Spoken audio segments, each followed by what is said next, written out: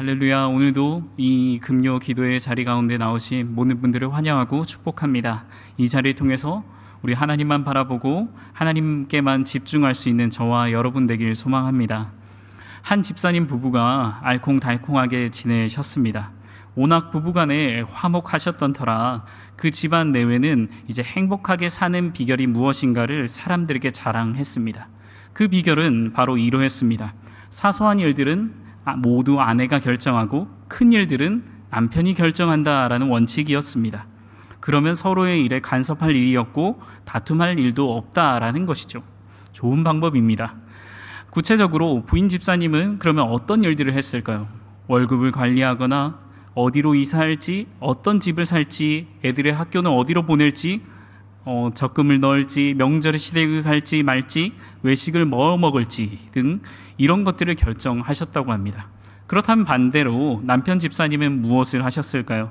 큰 일들을 하셨던 것입니다. 통일 문제, 지구온난화의 문제, 세계 평화의 문제, 난민의 문제, 이런 문제들을 했다라는 것이죠. 위장된 평화의 모습이었던 것이죠. 진정한 부부의 행복의 비결은 하나의 기도로 이 자리를 통해서 함께 기도할 때 이루어지는 줄 믿습니다. 오늘 밤 저와 여러분이 기도함으로 나 자신을 아는 은혜가 있기를 소망합니다.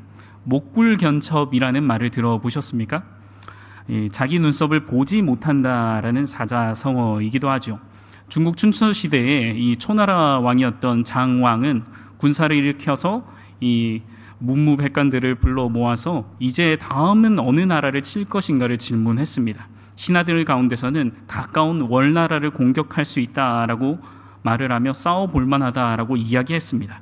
그런데 그의 신하였던 두자라는 사람이 이 왕에게 나아가 이렇게 말을 했습니다. 폐하께서는 지금 월나라와 싸우면 이길 것으로 판단하십니까? 라고 했더니 이 장왕은 이 모든 신하가 그렇게 말했고 지금 월나라 군대가 약하기 때문에 지금이 적기다라고 말을 했습니다. 두자가 다시 한번 그 뒤에 이런 말을 말했습니다. 하나만 여쭙겠습니다. 폐하께서는 자신의 눈썹을 볼 수 있습니까? 라고 물었습니다. 그러자 왕은 두자의 이야기를 듣고 전쟁 계획을 그만두었다라는 겁니다. 자신의 눈썹을 보지 않고서는 큰 꿈을 계획하지 말라는 말입니다. 오늘의 기도의 자리가 저와 여러분이 자신의 신앙의 눈썹을 바라보기를 원합니다. 자녀들을 양육하며 우리에게는 친숙한 말이 떠오를 때가 있습니다. 바로 거울 치료라는 말인데요. 자신과 동일한 행동을 하는 상대방을 보며 반성하는 형태를 요즘에 일컬어서 많이 말을 합니다. 저에게도 두 아들이 있는데 두 아들을 키울 때면 거울 치료를 경험할 때가 있습니다. 어렸을 때 왜 내가 혼났을까? 어렸을 때 왜 어머니께서는 주방에 가서 고무장갑에 후 하고 바람을 불어와서 휘둘르셨을까라는 것을 깨달을 때가 있습니다. 못할 것 같으면 아예 안 해버리거나 짜증이 나면 금방 삐져버리거나 문제를 풀 때 짜증을 내고 방에 문을 쾅 닫고 들어가거나 이런 모습들을 볼 때면 스스로 거울 치료를 하게 됩니다. 누가복음 오늘 읽은 누가복음 18장에서의 이야기는 우리에게 조금 더 기도와 관련이 깊습니다. 누가복음은 이 성경 속에 나오는 비유, 이 네 가지의 복음서 중에 가장 많은 이 비유가 등장합니다. 비유의 80%가 누가복음에 등장합니다. 이 누가복음에 이렇게 이 비유가 많이 등장하는 이유가 무엇일까요? 그것은 바로 누가복음을 통해서 이 구원의 보편성과 기도에 대한 것을 널리 알리기 위해서 이렇게 비유에 관한 말씀이 많이 등장하죠.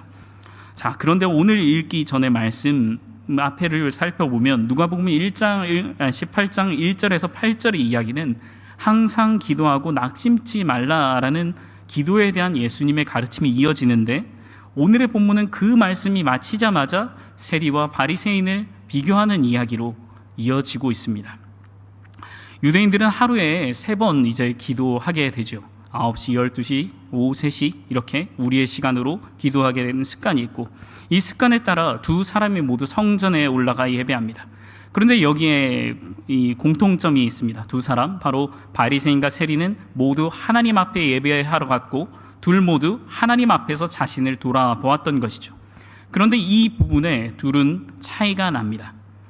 오늘 본문에 좀 특별한 점이 있다면 비교하면서 기도를 설명하고 있다라는 건데요. 비교를 하는 이유가 무엇일까요? 예수님은 왜 비교하면서 기도를 설명하셨을까요? 일반적으로 이 비교라는 것은 두 가지의 효과가 있습니다. 그것은 비교의 첫 번째 효과는 바로 쉽게 이해할 수 있기 때문입니다. 두 번째로 기도를 이렇게 비교했던 이유는 바로 전달하고자 하는 내용을 극대화시킬 수 있다라는 것입니다. 잘 쉽게 이해할 수 있고, 그리고 이 내용의 효과를 극대화하기 위해서 예수님께서는 친히 비교해서 말씀하셨던 것이죠. 예수님께서는 사역하시며 이 바리새인에 대해서 꽤나 부정적으로 이야기하시는 경우가 참 많았죠. 그래서 우리는 쉽게 바리새인 하면 나쁜 사람들, 교만한 사람들 이렇게 쉽게 생각을 합니다. 그래서 우리는 어쩌면 바리새인을 너무나 가볍게 여길 때가 많이 있어요. 그런데 이 바리새인들은 철저한 유대교의 이 경건주의자들입니다. 이 바리새인이라는 말은 구별된 자라는 이름의 뜻으로 여기에 등장하는 것처럼 이 구약에 있는 마치 나시린의 신약화된 표현이 바로 페루슘이라고 할 수 있는 바리새인입니다. 구별된 자로서 그들은 늘 살아왔고 철저한 율법에 대한 실천을 앞장섰던 것이죠. 더 놀라운 것이 있다면 이 기록에 따르면 바리새인은 역사상 한 번도 4,000명 이상을 넘어간 적이 없는 초엘리트 집안이었다라는 겁니다. 그런데 그들이 비판을 받았다라는 것은 오늘날 우리가 다시 한번 생각해 볼 때 생각보다 우리가 가볍게 여겨서 될 부분이 아니다라는 겁니다. 신앙의 유서도 깊고 신앙의 확실한 교육을 받았던 이들이 왜 기도에 대해서 비교가 되었을까요? 우리도 바리새인의 한계를 벗어날 수 없음을 우리는 인정해야 됩니다. 반면에 여기에 등장하는 세리는 누구일까요? 세리는 바로 이 로마 시대의 유대인을 대상으로 여러 가지의 종류의 세금을 로마는 걷었고 그것을 징수하는 사람입니다. 테리라는 말은 세금, 돌다라는 뜻에서 세금이라는 뜻이 있고요. 로네스는 거두는 사람, 징수하는 사람 이런 뜻으로 이 세금 징수인이 바로 이 세리입니다. 이 세리는 일반 세를 수금하는 세리와 세간에서 세금을 받는 세리 두 부류로 나눠지는데 일반 세를 수금하는 세리는 나라에서 봉급을 받는 공무원이었기 때문에 큰 부조리가 없었지만 반면에 세간에서 관세를 받는 세리들은 부패와 부조리가 심했다라고 이야기를 합니다. 그래서 누가복음 3장 12절에서 13절에서 이렇게 말을 하는데 한번 같이 읽어보도록 하겠습니다. 세리들도 세례를 받고자 하여 와서 이르되 선생이여 우리는 무엇을 하리이까 하매 이르되 부과된 것 외에는 거두지 말라 하고. 이 본문이 말하기 전 이미 세리는 이 부과된 것 위에 거두는 일이 허다했음을 이미 이 말씀에서 볼 수 있는 것이죠. 부정한 사람의 대표 주자였던 것입니다. 그래서 독일 루터파 신학자인 요아킴 예레미야스라고 하는 이 예레미야스는 이렇게 말을 합니다. 한번 화면을 띄워주시겠습니까? 예수 시대의 예루살렘에서 이라는 이 책에서 이렇게 말을 합니다. 제가 한번 읽어드리겠습니다. 세리의 금고나 세금 징수간에 돈 지갑에 든 돈으로 환전하거나 이 돈을 빈민구제 기금으로 받는 것은 금지되어 있었다. 그것은 이 돈이 불의한 돈이기 때문이다.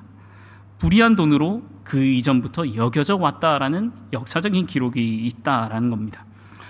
세리는 천대받는 직업이자 시민권까지 박탈당하고 이스라엘의 정체성, 민족의 정체성까지 잃어버린 사람들이었습니다. 그런데 아이러니하게도 이들의 기도와 엘리트 집단의 기도가 비교하고 있다라는 겁니다. 바리새인의 기도를 먼저 한번 살펴보기 원하는데요. 우리 누가복음 18장 11절과 12절도 다시 한번 읽어보겠습니다. 바리새인은 서서 따로 기도하여 이르되 하나님이여 나는 다른 사람들 곧 토색, 불의, 간음을 하는 자들과 같지 아니하고 이 세리와도 같지 아니함을 감사하나이다. 나는 일에 2번씩 금식하고 또 소득의 11조를 드리나이다 하고. 이 말씀만 읽어봤을 때 우리가 주목해야 될 표현이 있습니다. 바로 서서, 그리고 따로, 그리고 세리와 같이라는 이 3번의 표현을 주목해서 보려고 합니다. 철저히 생활했던 이 바리새인의 기도는 눈에 보이는 것이 먼저였고 나를 회중에서 구분하는 것이 먼저였고 우월이 먼저였습니다. 겉모습만 외양만 기도일 뿐이고 행동과 태도 그 마음이 잘못되었다라는 겁니다. 이와 달리 세리는 어떤 모습으로 기도하고 있습니까? 누가복음 18장 13절이 이렇게 말하고 있습니다. 한번 같이 읽어보겠습니다. 세리는 멀리 서서 감히 눈을 들어 하늘을 쳐다보지도 못하고 다만 가슴을 치며 이르되 하나님이여 불쌍히 여기소서 나는 죄인이로소이다 하였느니라. 세리의 기도에서는 살펴볼 표현이 있다면 멀리 서서 감히 눈을 들어 하늘을 쳐다보지 못하고 다만 가슴을 치며, 이 세 가지 부분이 바로 바리새인과 크게 비교가 된다라는 겁니다. 결론을 우리가 아시겠지만 이 결론에서는 두 사람의 기도 중 예수님은 누구의 기도가 의롭다고 하십니까? 바로 세리의 기도가 의롭다라고 말씀하십니다. 결론적으로 예수님은 세리의 기도가 의롭다 하심을 받고 집으로 내려간다라고 말을 합니다. 왜 세리의 기도는 의롭다 하심을 받는 기도가 되었을까요? 그것은 바로 앞서 말씀드린 바로 자기 자신의 눈썹을 보는 기도였기 때문입니다. 바로 자기 자신을 이해하는 기도를 드렸기 때문입니다. 우리는 이 세리의 기도를 통해서 자신을 이해하는 기도란 무엇일까? 그것은 바로 자신을 이해하는 것임을 바라볼 수 있습니다. 그렇다면 여기서 우리는 한 걸음 더 나아가 어떻게 하면 자기를 이해하는 자기 이해의 기도를 드릴 수 있을까요? 오늘 본문을 보며 세 가지로 한번 나눠보겠습니다. 첫 번째, 우리 같이 읽어보도록 하겠습니다. 자신의 죄를 인정하며 기도해야 합니다. 자신을 이해하는 기도가 되기 위한 첫 번째는 자신의 죄를 인정할 줄 알아야 된다라는 것입니다. 세리의 기도는 철저히 자신의 죄를 인정하며 기도하고 있다라는 겁니다. 다시 한번 본문으로 돌아가 누가복음 18장 13절의 말씀을 한번 같이 읽어보겠습니다. 세리는 멀리 서서 감히 눈을 들어 하늘을 쳐다보지도 못하고 다만 가슴을 치며 이르되 하나님이여 불쌍히 여기소서 나는 죄인이로소이다 하였느니라. 아멘. 세리는 자신의 죄를 인정하며 기도했습니다. 그래서 그는 하늘도 쳐다보지 못하고 가슴을 치고 있었던 것입니다. 이렇게 기도해 보신 적이 있습니까? 언제 이렇게 기도해 보셨습니까? 조금 우리의 시간과 우리의 경험에서 멀리 있었던 경험이었다면 우리가 이 시간 기도할 때는 우리의 가슴을 치며 기도하면 좋겠습니다. 가슴을 친다는 표현은 성경 속에서도 많이 등장하는데요. 그것은 후회와 슬픔과 회개를 상징하는 표현으로 등장합니다. 잠깐의 말씀들을 보면 이사야 32장에서도 이런 가슴을 치는 내용이 등장하고 나홈 2장 7절에서도 가슴을 치는 것이 등장하고 마태복음에서도 가슴을 치는 것으로 등장합니다. 이 모든 것은 후회나 슬픔이나 탄식을 뜻합니다. 우리는 기도할 때 후회를 하고 있습니까? 우리는 기도할 때 슬픔이 있습니까? 우리는 기도할 때 회개가 있습니까? 예수님께서는 기도를 들어주신다는 말씀에 이어서 오늘의 비유를 한다라고 말씀드렸습니다. 기도를 반드시 들어주시는데 그 기도의 내용은 오늘의 내용이 들어가는 것이 합당하다라는 것이죠. 예수님께서도 가슴을 치는 것이 이 시대에 필요함을 방금 읽었던 말씀 중 가장 아래에 있는 마태복음 11장의 말씀 속에서도 말하고 계십니다. 다시 한번 정리해서 말씀드리지만 가슴을 치는 것은 회개의 표현입니다. 이 가슴에는 심장이 있고 그리고 마음이 있는 곳, 때로는 또한 유대적인 관점에서는 정신이 있는 곳이기 때문입니다. 이곳을 치는 것은 깊은 참회와 애통을 뜻하는 단어입니다. 특별히 이 본문을 조금 더 깊이 살펴보면요, 여기에 가슴을 치다 할 때 치다라는 이 단어는 때리다, 치다, 게다가 이 표현의 시제는 미완료형으로 반복해서 치는 것을 말합니다. 그래서 이 세리의 기도를 우리의 몸으로 표현하자면 단순히 이렇게 친 것이 아니라 끊임없이 계속 이렇게 치면서 하나님께 기도하며 나아갔던 것입니다. 우리의 기도 속에서 나는 얼마나 회개하고 나는 얼마나 내 자신을 돌아보며 기도하고 있습니까? 나는 움직이지도 않고 하나님만 움직여 주기를 간구했던 반복의 기도가 있었다면 이제는 우리의 기도가 기도할 때마다 우리의 중심을 하나님께로 향하는 반복이 되어야 합니다. 이 세리의 기도는 자신이 죄인임을 인정하면서도 하늘조차 바라보지 못하고 가슴을 치며 끊임없이 치며 하나님께 자비를 구합니다.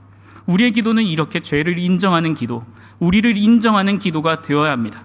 그때에 비로소 우리는 나 자신을 바로 볼 수 있기 때문입니다. 안경이 더러워지면 앞을 바로 볼 수 없는 것처럼 죄로 인해서 내 눈앞이 어두워졌을 때 나는 아무리 하늘을 들어도 바로 하나님을 바라볼 수 없기 때문입니다. 영원히 죄로 인해서 죽을 수밖에 없는 나를 예수님의 보혈로, 그 보혈의 은혜로, 은혜의 자리로 이끄심을 고백할 때 우리는 온전한 기도를 드릴 수 있습니다. 유명한 수학자이자 철학자였던 파스칼은 이렇게도 말을 했습니다. 죄가 많은 것은 분명 악이다. 그러나 죄가 많으면서 그것을 인정할 마음이 없는 것은 더 큰 악이다. 우리는 어쩌면 죄가 많으면서도 그것을 인정하지 않는 더 큰 악의 모습으로 신앙생활하는 때가 많이 있습니다. 우리는 우리 자신의 가슴을 끊임없이 치기까지 하며 우리의 죄를 인정하며 기도할 때 나 자신을 바로 바라볼 수 있는 기도를 드릴 수 있다라는 겁니다. 그때부터 기도는 내 삶을 해석하고 기도가 내 삶을 해석하여 믿음 가운데 우리는 살아가게 됩니다. 두 번째로 우리는 자기 이해의 기도를 어떻게 하면 드릴 수 있을까요? 둘째, 같이 읽도록 하겠습니다. 나는 하나님이 필요함을 요청하며 기도해야 합니다. 세례의 기도는 탁월한 단어를 사용하고 있지 않습니다. 그는 어쩌면 단 하나를 붙잡고 있습니다. 그가 붙잡았던 단 하나는 바로 나는 하나님이 필요합니다. 나는 하나님이 필요합니다. 라는 기도입니다. 세리는 자신이 회개해야 할 죄인으로 자기 이해를 했던 것이죠. 그래서 나 자신은 하나님이 필요하다라고 말을 하고 있습니다. 뛰어난 생활을 하고 학술적으로 뛰어나고 신분적으로 뛰어났던 바리새인은 자신을 의인으로 해석했던 반면 세리는 자기 자신이 회개해야 할 죄인으로 자기 이해를 했습니다. 그것은 바로 이 바리새인에게 특별한 이 기도의 고백의 이유가 근거가 있기 때문입니다. 누가복음 18장 11절의 말씀, 우리 남편 집사님들만, 남성들만 한번 같이 읽어보도록 하겠습니다. 바리새인은 서서 따로 기도하여 이르되 하나님이여 나는 다른 사람들 곧 토색, 불의, 간음을 하는 자들과 같이 아니하고 이 세리와도 같이 아니함을 감사하나이다. 우리가 읽는 이 성경에서는 잘 나타나지 않지만 여기에 등장하는 따로 기도하여 할 때 따로라는 이 단어는 자기 자신에 관하여라는 뜻이 있습니다. 즉 이 단어는 바리새인의 기도는 자기 자신만 있는, 즉 하나님의 필요 없는 기도였던 것입니다. 자신의 의로움만 있으면 되고 하나님은 필요 없었던 것입니다. 어쩌면 오늘날 드리고 있는, 오늘 우리의 삶 가운데 드리고 있는 기도가 이렇지 않습니까? 하나님은 필요 없고 나에게 물질만 주어지면, 나에게 자녀의 성공만 주어지면 얼마든지 괜찮습니다라며 우리는 기도하지 않습니까? 바리새인의 이 기도는 자기 자신에게 함몰된 기도, 자기의 이해가 없는 기도였습니다. 우리는 자기 이해로의 기도로 나아가야 됩니다. 바리새인과 세리가 두 사람이 똑같이 성전에 올라가 똑같이 하나님 앞에 기도했지만 진정한 자기 자신의 모습을 발견함으로 의인으로 오히려 세리가 인정받았던 것처럼 말입니다. 자녀를 가르칠 때면 어떻게 하면 자녀가 훌륭한 사람이 될 수 있을까 고민하는 것이 부모님들의 고민이죠. 얼마 전 EBS에서 방영했던 0.1%의 비밀이라는 다큐 프로그램이 있었습니다. 거기에서는 이 전국 모의고사, 전국 석차 0.1%에만 들어가는 800명의 학생들과 지극히 평범한 700명의 학생을 비교하며 두 그룹 간에 어떤 차이가 있느냐를 알아보는 내용이었습니다. 어떤 차이가 있었을까요?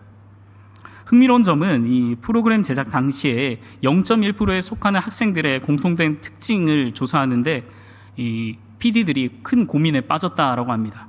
먼저 사전 조사를 하는데 0.1%의 학생들과 평범한 학생들의 IQ의 차이가 생각보다 크지 않았다라는 것이죠. 도대체 이 실험이 효과가 있을까라고 의문을 갖고 시작을 했던 것입니다. 게다가 부모의 경제력이나 학력도 그렇게 크게 차이가 나지 않았습니다. 그런데 한 가지 큰 차이가 발견되었습니다.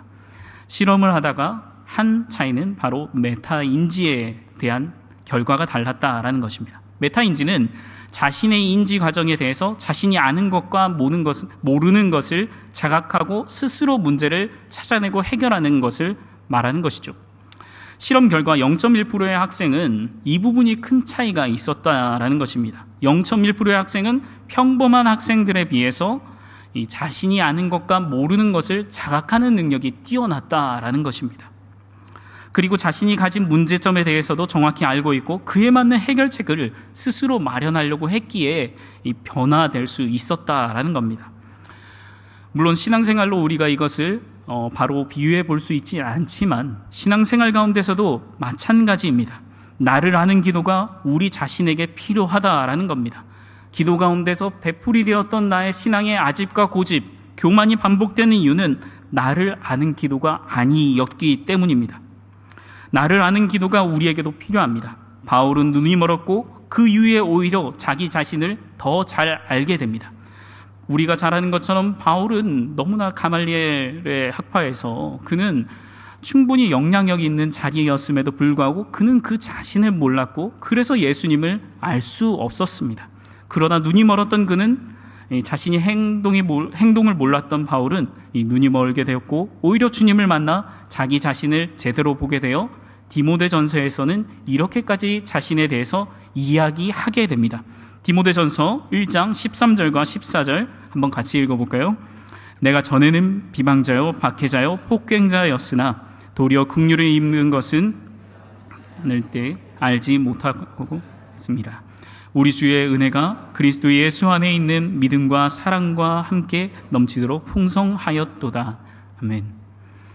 자기 자신을 이해하지 못했던 바울이 주님을 만남으로 나를 바로 보게 된 것입니다.